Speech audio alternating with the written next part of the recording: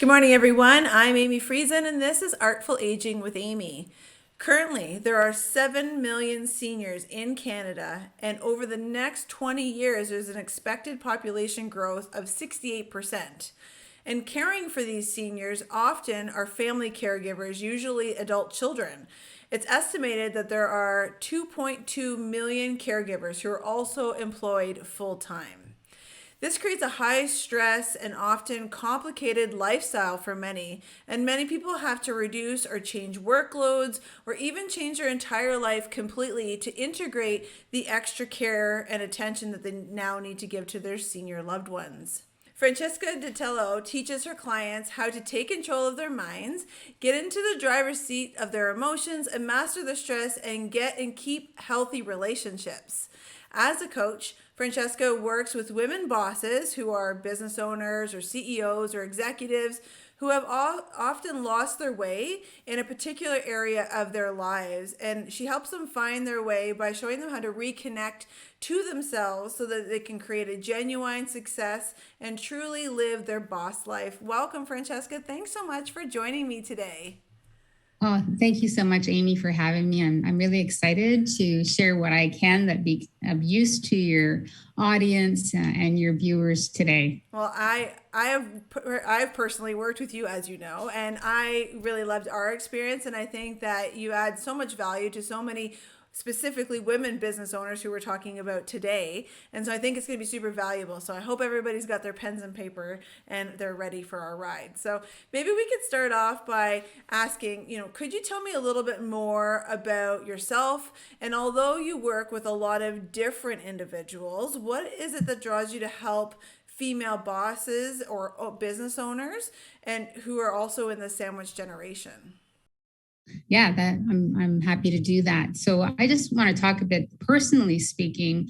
I'm in my 50s now. I'm 54, and as many women and people in this age range, we have elderly parents, and I do have a father who is going to be turning 80 in September, but thankfully, mind and body are good. So there's not really a lot of caregiving there at this point. I have a wonderful husband, James, and I have a stepson, and Sean has been launched. He's functioning well. He's independent, which is what parents want. So I really do feel like, personally speaking, I have a very blessed life, and I also feel like I'm very blessed professionally. And so I've been in the field of mental health for about 26 years now. And even then, I knew I wanted to work with women. And at that time, I was drawn to working with women who had trauma histories, in part because I had a trauma history and my mother had a trauma history. And in 2008, I started my own business in private practice. And then in 2014, I brought coaching into my business. And I was drawn to working with female business owners, largely because I was a female business owner and I was living the demands of having a business and other areas of my life. I was sacrificing those areas of my life. And when I work with female business owners, and they do have their business to take care of, as well as children and parents and partners, et cetera, I see how much they're having to sacrifice of themselves. And since I turned 50, I've made it a point to live life more on my own terms. And that's what I want to help other female business owners do as well. And that's part of the reason why I created my Boss Life coaching program.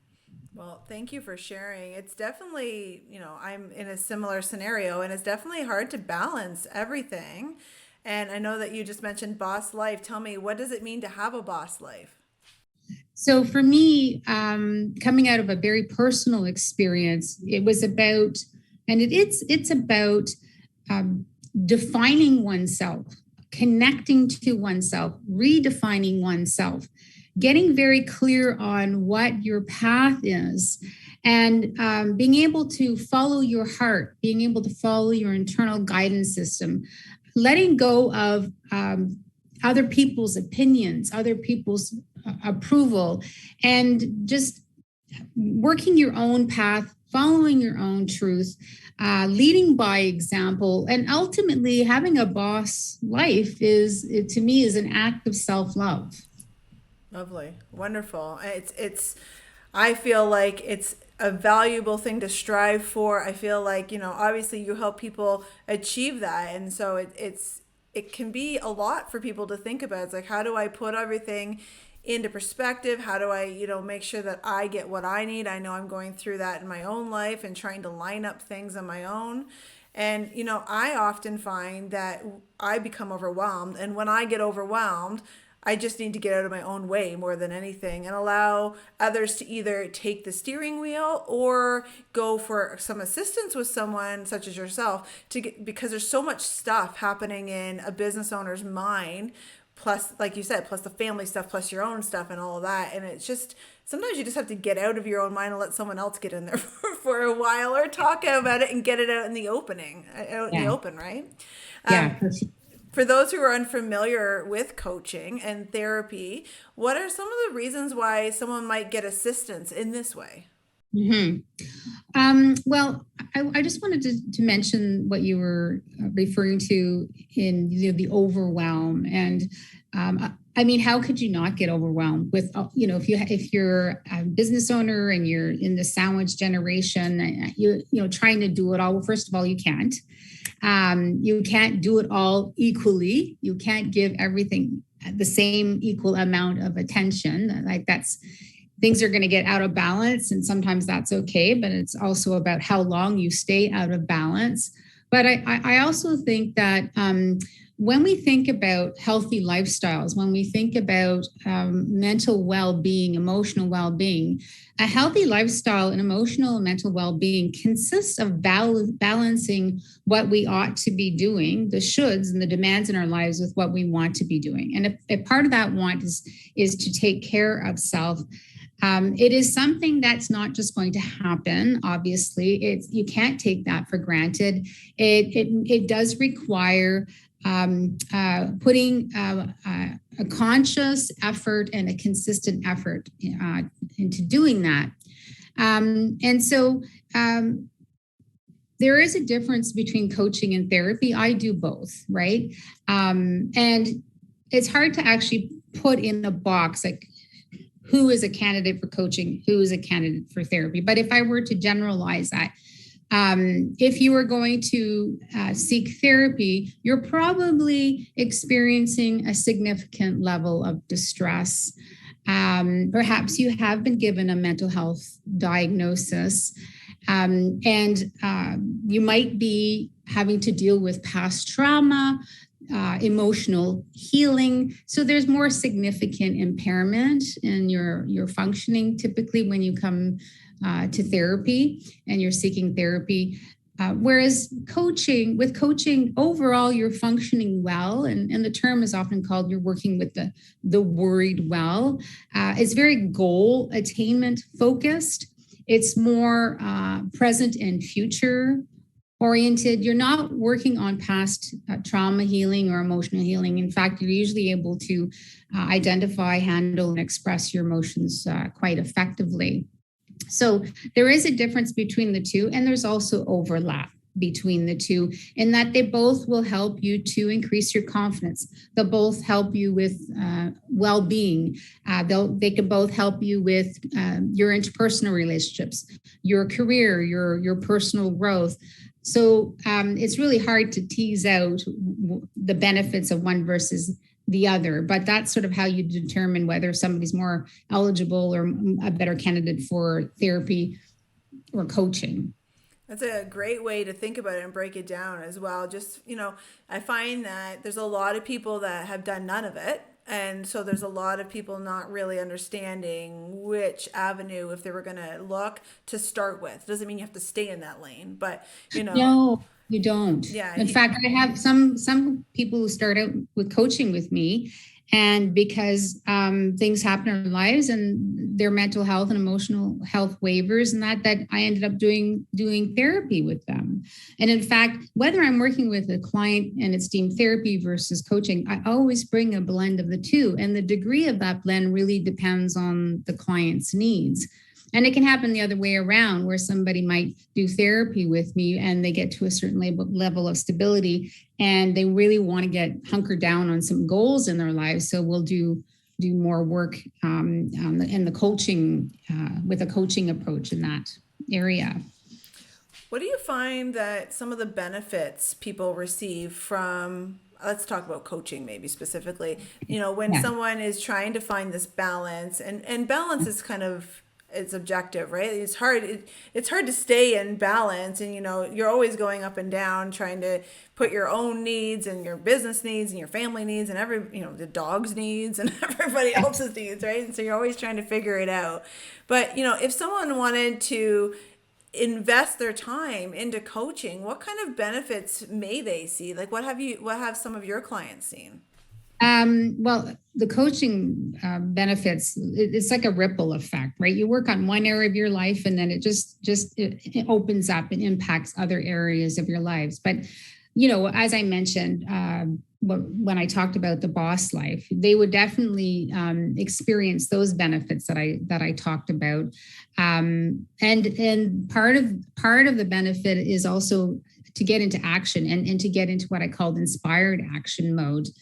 It is also going to help you set those boundaries and limits, whether it's at work, whether it's in your personal life, to create more time, for more freedom for yourself and taking care of yourself and balancing. I mean, most of the clients that come to me, especially coaching, and this is definitely for my therapy clients, but most of my coaching clients, I say about 90% have gone through my interpersonal effectiveness module, which is basically an assertive training module, because it is such a skill that people are lacking so much. And I think women in particular have a real challenge with asserting themselves. They have all sorts of myths or limiting beliefs around what it means to assert themselves. So setting those boundaries and limits, being able to ask for help, say no to things you don't want to say no to, say no to things you don't want to do, being able to improve your health, improve sleep. I mean, that's happened with a number of my clients. Reduce mulling over all those work problems, the rumination, the preoccupation, because when you're off, you're never really off if your mind is still there. So it can have a far-ranging impact on relationships. I've had a number of women come to me to coach them on attracting their ideal partner, because they put their business first for so long, and they've put their personal life on the back burner, and they're like, no, I'm not doing this anymore. I want to have love in my life. So there could be a number of benefits from doing coaching. Wonderful. Yeah, it's such an array, right? The assertiveness, as soon as you said that, it reminded me of the Facebook kind of a meme that goes around about how, if a young girl is assertive, she's called bossy, right? And if a Right. young boy is called like assertive, it's like he's a leader kind of thing, right? Yeah. And I Yes. think that so much stems from those traditional roles and what Yes. people are accepting. And Mhm. I've learned to, but I'm quite assertive. My personality is very bold, right? Generally Right. speaking.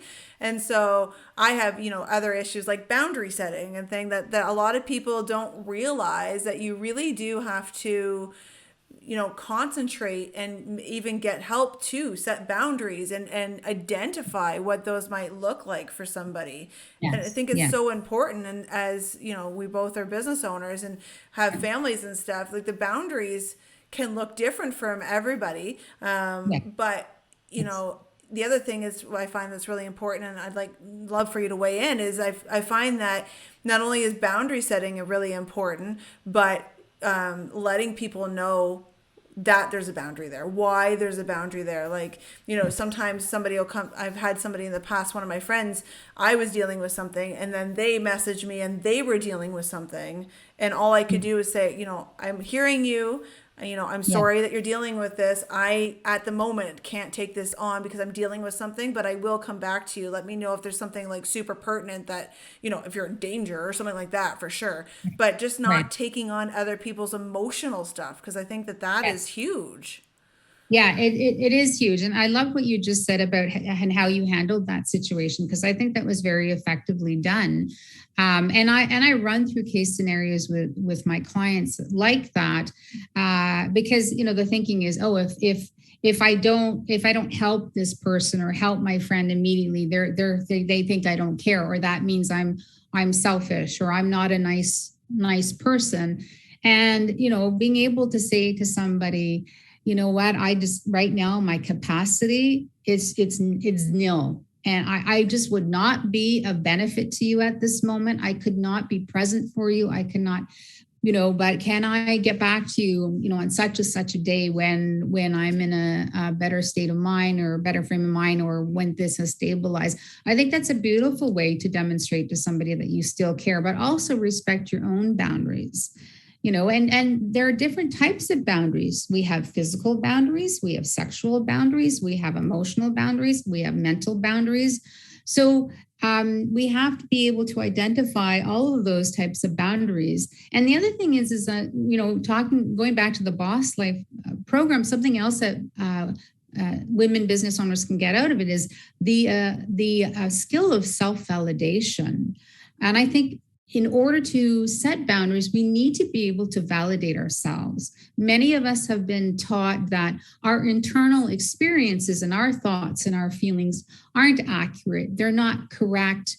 They're invalid, and they're punished or criticized or minimized in some way. When you are in living your boss life, you take your opinion more seriously than anybody else's. You trust yourself and your internal experience more than anyone else does. And in order to be able to assert your limits and your boundaries, you have to be able to validate and honor your own experience. And that's something that I find women in particular have a very hard time doing. For sure, a huge hard time, listening to your own intuition and really honing that. We may have discussed this in the past, but when I left my abusive marriage many years ago now, I wasn't paying attention at all. I could hear my intuition, I could hear, thoughts, Yes. and I knew would be coming from them, but I wasn't paying attention, ignoring it more as what I was doing. And as I got further away from that, and I further developed my own personality, because specifically in this case, it was an abusive marriage, so everything was kind of muted. And maybe that's why I'm so bold, Francesca. Honestly, it's like maybe I was always this bold, and I got muted for a while. Right. But then you start to hone into what you really need and what you want, and I make a lot of decisions on my gut reaction, because I've learned to trust it, because you have to get that experience, right? You have to do one decision after another until you can actually trust it, right? Exactly. Definitely. And that's what I say to my clients, is that the only way you're going to be able to develop more trust for yourself is by acting on your internal thoughts, feelings, gut, intuition.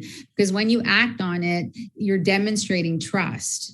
And then that helps you to build more trust and to take the next action step based on your own guidance, right? So it definitely requires action as well to build up that self-validation and that self-trust. For sure, for sure.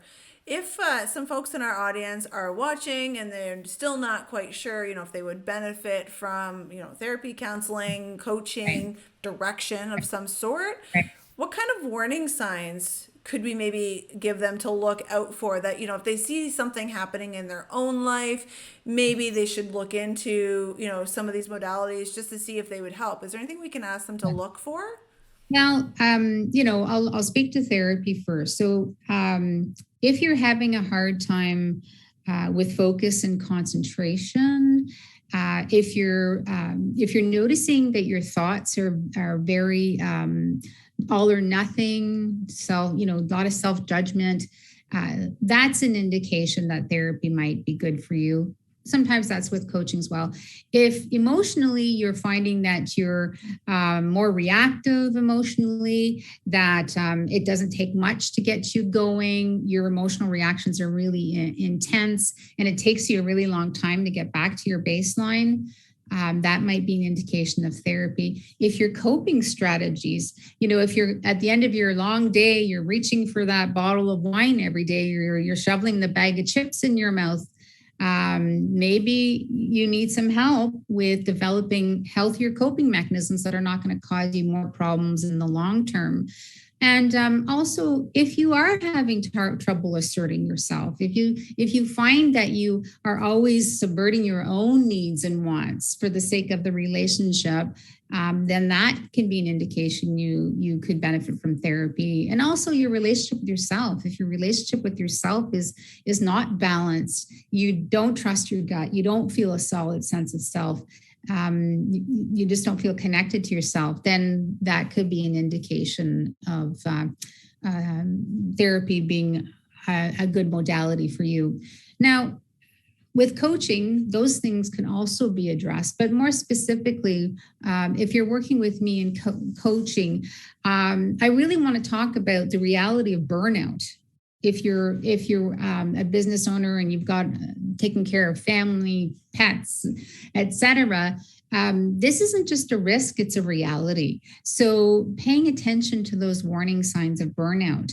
If you are tired all the time, feeling exhausted frequently, if you aren't eating well, if you're not getting any exercise, if you're not doing restful activities, anything that calms you down, reading or meditation, for example, if you're not getting pleasure from the things that normally give you pleasure, if you're isolating, and these actually are all signs of depression. And depression is one of the indicators on the stages of burnout, right?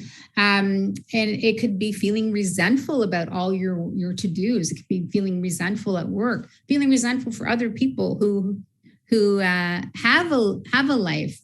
A host of things like that can demonstrate that, oh, maybe I need to get some help. Maybe I need to reach out.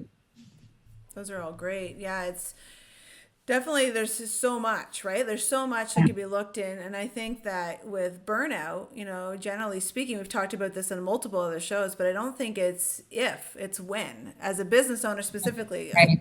I feel like we all get there, and how we deal with what comes before and what happens at the time and how we deal with it afterwards makes all the difference, right? And it doesn't have to be, in my opinion, I'm not the professional, so you have to weigh in, but in my opinion, it's not, burnout doesn't always have to be, complete burnout. You can still have like a little bit of burnout, right? And it's just like, I need a vacation, or I need a weekend that's like, I'm not doing something else. Like, I just want to sit on the couch and do nothing. Yes. Yeah. So it doesn't have to be super extreme. I feel like I've been in both kind of, super extreme and just like fatigued and like just burnt, right? So I think it's go ahead. Sorry. I was just gonna say, I think it's important to say that too. Like, some people push through it, right? They feel like, oh, I have a little bit more. I have a little bit more. But if you can address it sooner, you won't maybe get to that really extreme part. Exactly. Let me know. Exactly. No, what you're saying is entirely accurate, because it's not like you wake up, you're fine one day and the next day you're in complete burnout, right? It doesn't happen that way. Right. Some theorists say there's 12 stages to burnout, right? So it's a progression. And the earlier you intervene, the better. Right. So it is important to ensure that you are implementing strategies into your everyday life to help you prevent that. And if that means taking a weekend where you're just flat out on the couch because that's what you need, then take that weekend. And I mean, you have to admire the passion that business owners have, the work ethic, the drive. But I think one of the other things that's really important, and this is what, since I turned 50, I've really looked at, my values, what's really important to me. Yes, success, ambition, money, those are really nice accomplishments. However, is that enough to get you to happiness? Is that enough to create a well-balanced life? And for most of us, it's not. And so if we want to live value-driven lives and have value-driven goals, we're going to need to prioritize other areas of our lives as well. I also find that, I post things on Facebook from here to there, and I have family members who will comment on it, and friends, things like that.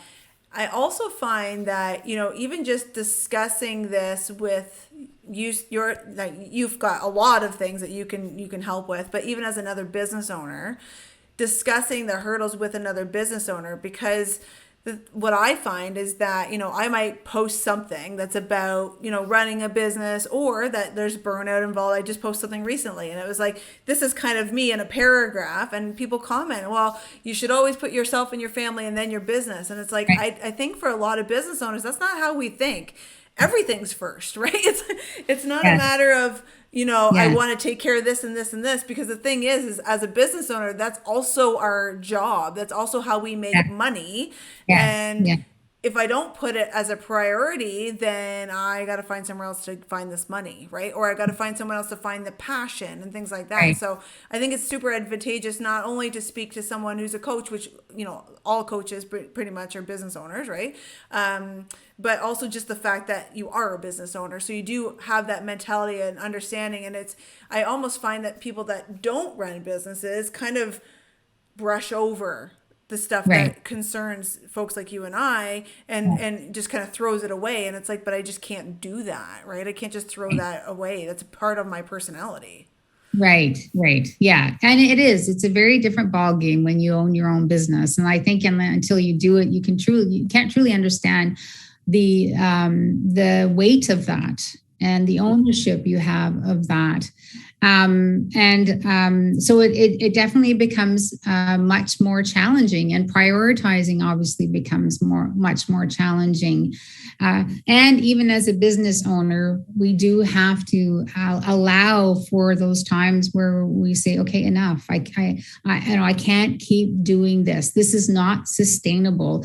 And if I keep going at this rate, I won't have a business at all. Like, there will be nothing in the future, because once when you hit that stage of complete burnout, it's really hard to come back from that. You can, but you're never quite the same. No, and the thing is too, is I've seen other business owners burn out, and then they're it for the business, right? And so like, they could have a thriving business, they burn Yeah. out, the business goes into flames, right? And Yeah, it's just, exactly. and Yes. I don't think any of us as business owners want Yeah. that, right? So it's hard to balance.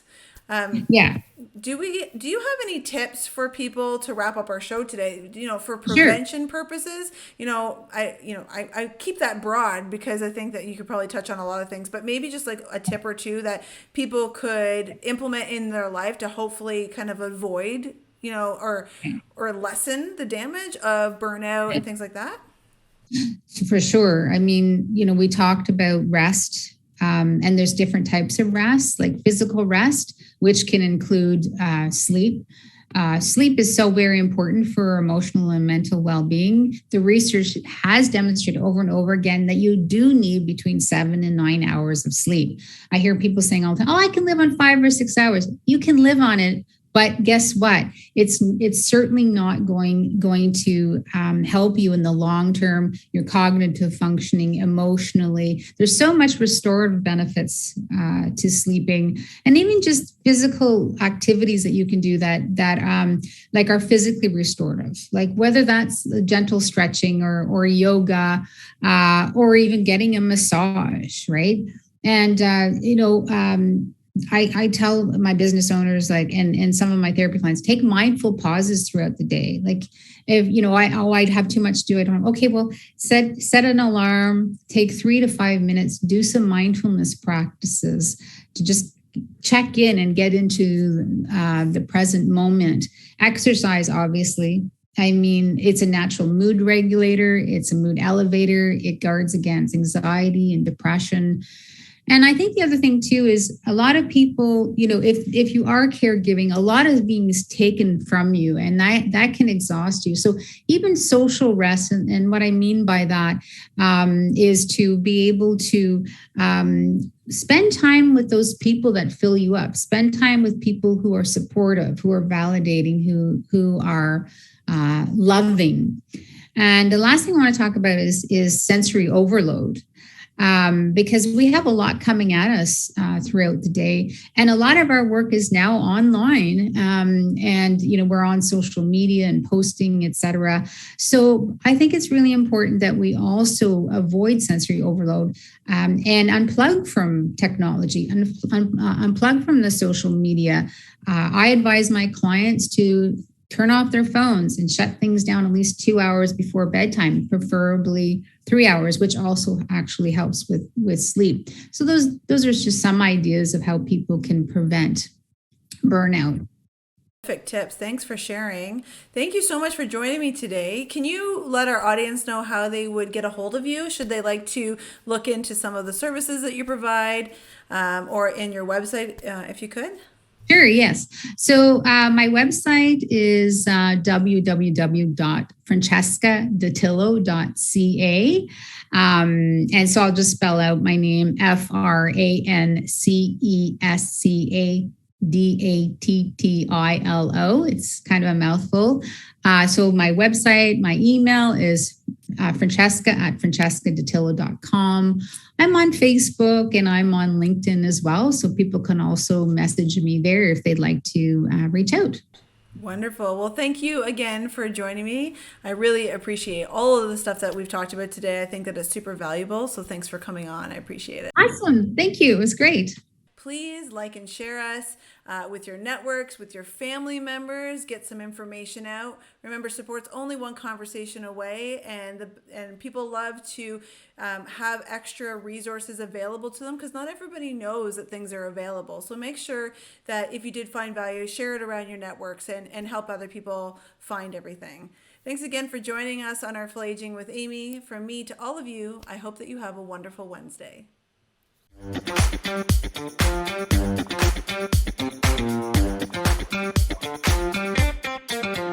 Hey!